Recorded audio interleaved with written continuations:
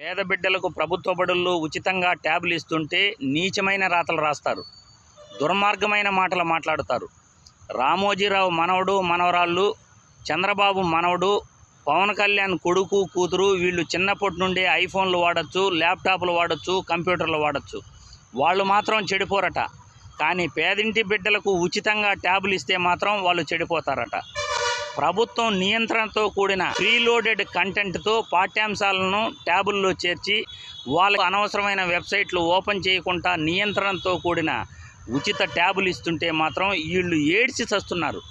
ఒక పేదవాడికి మంచి జరుగుతుంది అంటే మాత్రం టీడీపీ జనసేన నాయకులు మరియు రామోజీరావు ఎల్లో మీడియా మొత్తం కలిసి ఏడుస్తుంటారు. పేదవాడికి మంచి అనేదే ఈ రాష్ట్రంలో జరగకూడదు అనేది వీళ్ళ అభిప్రాయం. పేదవాడికి మంచి జరిగితే, పేదవాడు చదువుకుంటే, వాళ్ళు ఆలోచనతో ఓటు వేస్తే వీళ్ళు